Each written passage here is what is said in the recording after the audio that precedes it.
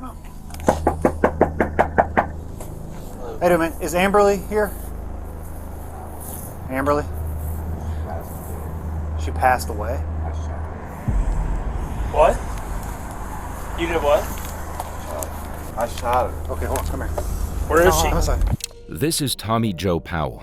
He's just admitted to shooting his girlfriend in cold blood. But from the casual way the words pass his lips, it's immediately clear he's not the average killer. Just feet away inside, the rotting remains of his victim lie decomposing in the bedroom, stuffed in the corner while the man who put them there has been continuing about his life as if nothing has happened. As they uncover the brutalized remains of his act, officers are still a long way from grasping the warped mind that did it. Screwed up, guys. Shot my girl. As it turns out, this killer has been building up anger for months, carrying out his pattern of abuse on a victim so fragile she stuck by her murderer right until the end. Leave me alone, Tommy. Quit hitting me! Oh, she's down. What? She's down.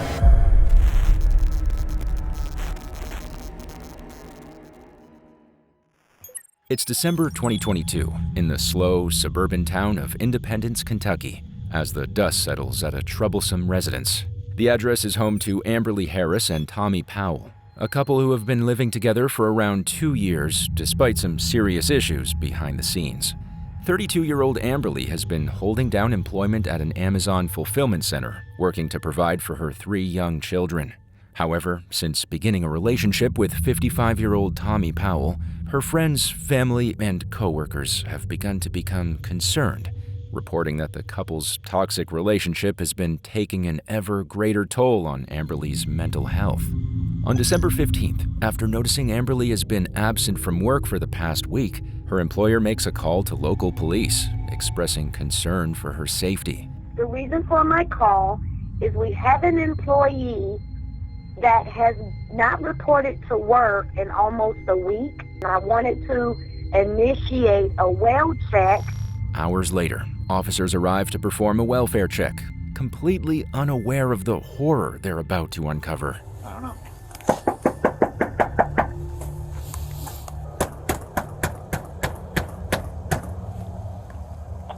Independence 19 in service. Okay. Hello. Hey, wait a minute. Is Amberly here? Amberly? She passed away. I shot her. What? You did what? I can't hear you. I shot her. Okay, hold on. Come here. Where is Come she? inside. You're gonna put your hands in my back. Where Brady, is she? Watch inside, Brady. What? Independence Police, make yourself known! Independence Police, make yourself known! Independence Police, Junior, make yourself known! Go.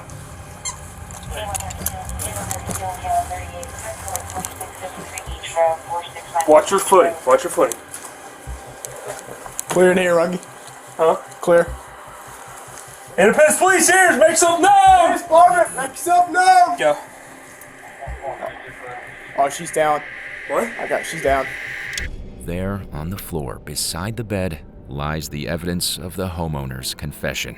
The body of Amberly Harris lies brutalized and discarded in the corner, a shotgun wound to the face offering no chance of survival. But what's even worse is the smell emanating from the body and choking the officers as they enter. This is no fresh attack. It's one that happened days ago, and Amberly's body has been decaying ever since. As these 2 officers continue their search, the other remains outside with the suspect, as the reality of the situation begins to sink in. 26, information. Our male subject and his daughter just admitted to shooting our victim here, so we're trying to figure out further. All right, hold on, man. It's inside. Is it just her? Oh, my pups. Okay, is it just Amberly? All right. Is it contained in there? When did all this just happen? Sunday night, except Monday morning, Sunday. Monday morning. It's secure in there, right? I'm gonna tell them to slow it down. No one else is in here. No, keep them coming. All right. Right now, officers have two priorities. Firstly, they must transfer their suspect safely into custody, coaxing as much information from him as they can on the way. Secondly, and more urgently for the officers inside, they need to discover a murder weapon. This will prove vital in tying Tommy to the crime when he's later brought in for interview. I haven't touched anything, but I wouldn't, just make sure. is. There's a gun that round. Is a gun in plain view? There's a gun in one of the rooms. Now, No, the gun's under the bed. On the bed? All right. squad staged. They can proceed. We're heading in with the fire department to check the status of the believed deceased. come here, pup. Come here. There is a firearm on the ground back here. There should be a firearm. The firearm should be under the bed, he told me. Okay. Hey, bro, you able to hold this? I'll have to set it down. Yeah. As the officers return inside, they believe their goal is clear. However, as they begin to talk, they inadvertently raise some issues that will go on to be absolutely vital. What is the suspect's name? What's his name? Suspect? Yeah. Tommy Powell. Powell? Powell? Yeah. Tommy J. Powell. I arrested him. I was just here for an it's not a seizure, but I believe it was an overdose. No, I mean, I arrested him for strangulation first. Little do they know, but while looking for a murder weapon, they've just stumbled upon something that will shape the entire investigation. Tommy Joe Powell is known to police for more reasons than one. One officer was sent to his home only weeks before Amberly's death after Tommy had suffered a seizure that appeared to be from an overdose. This was a pattern in the couple's relationship, as Amberly had previously struggled with addictions of her own, gaining control of her life once again just before moving in with Tommy 2 years prior. However, her problems were far from over, as the second officer reveals he visited the residence back in 2021, arresting Tommy after it was discovered he had put his hands on Amberly, strangling her until she was unconscious. In the case of domestic abuse, a loss of consciousness such as this is considered critical, as it often proves a precursor to more serious offenses. But as the officers continue to search for the murder weapon, they remain blissfully unaware of the true, calculated nature of their suspect. Though he has admitted his crime and appears to be cooperating as he's taken away to the squad car, investigators are yet to learn of the toxic treatment to which he subjected his partner, nor of the history of psychological abuse he inflicted. But worst of all, they're yet to find out how Tommy sought to profit from the murder, twisting an act that was vile enough all by itself into one heightened by sheer greed and self-gain. What happened here? We're fighting. He's trashing my again.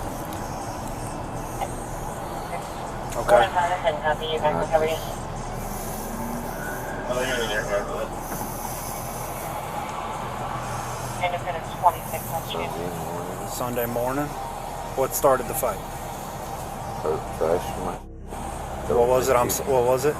She was selling my TV and stuff. Okay. And then what happened? I lost control. You what now? I lost control. Lost control? Tommy's words are an understatement, to say the least. In actual fact, the murder was so brutal it's almost unimaginable, something that the officers back inside the house have just discovered firsthand. The murder weapon he used was a 20-gauge shotgun, a firearm so powerful it did far more than simply kill its victim. The blood-soaked room acts as demonstration of his rage, all because Amberly had messed with his stuff, and, as he claims, because he had lost control. With the crime scene cordoned off, the evidence noted, and the suspect delirious in the back seat, the immediate job of the officers is complete. Now they must return to the station to weigh up their options. The next 24 hours will prove vital in delivering this killer to justice, but along the way, no one is prepared for the sickening revelations that elevate Amberly's case from tragedy to outright abomination. It's only a matter of time before the truth comes to light. The only question is whether it's a truth anyone will be willing to believe. Tommy is transported to the station, where he's set to be interviewed later in the day. Good? I'm about to pass out. You all right?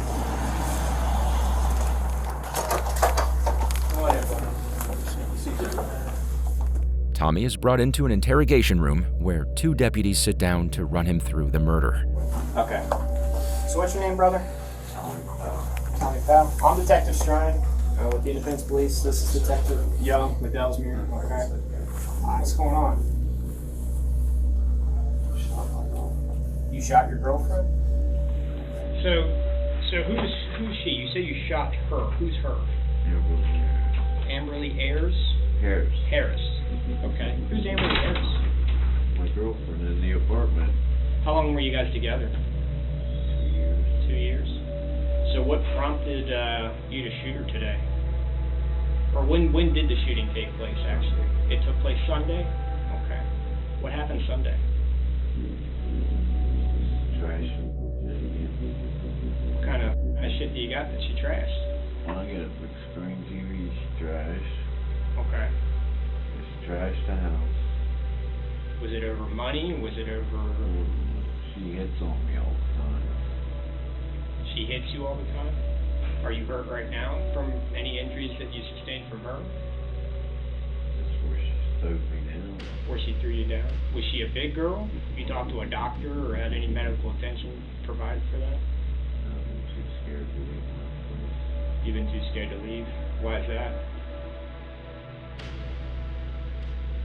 The guilt, shame. Only now, as Tommy continues to offer reluctant explanations, the police begin to grasp the true extent of his crimes. Where was Amber after you shot her? Did you move her anywhere, or? Not only did he shoot his girlfriend, but once he'd done so, he never left the house and didn't tell anyone what he'd done. Amberly's body lay in place for nearly 4 days before police turned up to find her. And in that time, Tommy continued his life as if nothing at all had changed. This is what the interviewers are still struggling to comprehend. Domestic incidents such as this are not uncommon, but the callous nature of Amberly's murder leaves them desperate for answers. Okay, so Tommy, kind of walk me through this process real quick, because I'm having difficulty trying to follow here. So, you guys get in an argument because Amber grabbed the TV, threw it, started trashing the bedroom. Am I correct in saying that? Started destroying your stuff, the whole house? Okay. So... Screwed up, guys. No, I understand. We're just trying to get the whole picture, man. To me, it sounds like you've gone through a lot, you know? I mean, you cared about her, obviously. I can tell in your voice there's a bit of remorse. And you didn't want to leave the house over guilt because, you know that it was... You made a mistake, it sounds like, and you acknowledge it. At least that's what I'm interpreting. Am I correct in saying that? Yeah. I loved her to death. Yeah. Finally, the first signs of remorse begin to emerge, but they've come far too late. On the night of the murder, Tommy and Amberly had been drinking together when an argument broke out. It was here that Tommy shot Amberly at point-blank range with his 20-gauge shotgun. Although Tommy had been cooperative throughout, in the time since he arrived at the station, his condition has taken a turn for the worse. This here, come back up. Trash can.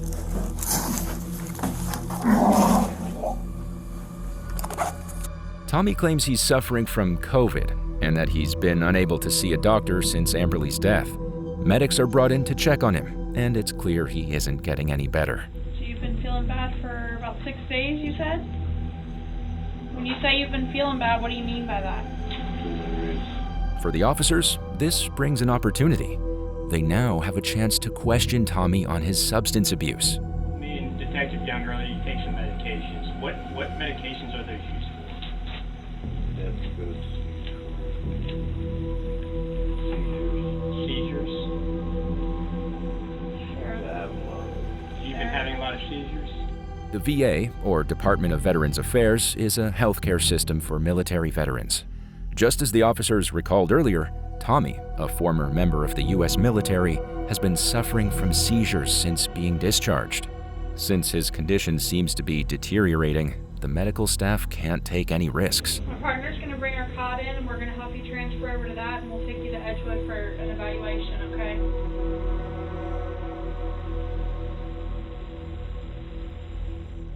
Tommy is taken to the local hospital to undergo further tests, leaving officers to assess the situation in his absence. They continue the background checks they've been running from the beginning, finding more information on Tommy's history in the armed forces and his previous run-ins with law enforcement. However, just as Tommy arrives at the hospital, they unearth something huge that's set to change the trajectory of the case completely. Police have discovered a disturbing recording between Tommy and his victim just weeks before the murder. Call your boyfriend. I'm not calling nobody. You want to come in here and knock me in the back of my head again? Yeah, what? Is that what your boyfriend thinks? I don't have another boyfriend. Get out of my house. I'm good. Oh, and do you want to threaten to throw the puppy out again, too? Do you want to beat on her, too? Leave me alone, Tommy. Quit hitting me! If more evidence was needed of Tommy's violent nature, Amberly's videos all but seal things. Despite his cruelty, Amberly was unable to leave him even when the abuse escalated. With this new information in mind, the remorseful demeanor Tommy adopted earlier is shattered, as is his claim that the murder was an act of momentary and uncontrollable rage. In actual fact, this was a cold and calculated murder committed by a man extremely familiar with violent abuse. He killed Amberly Harris in cold blood, leaving her lifeless body in his room for days while his life continued as usual. The police have everything they need to charge Tommy with murder: a body, a murder weapon, and a confession. All that's left now is to ensure he receives his treatment, because in the morning, he's about to wake up behind bars. In the days that follow, the more tragic side of Tommy's story comes to light. His years in the military have left him a shell of a man, medicated and dependent on alcohol to get by. The quiet regret he eventually shows is startling, to say the least.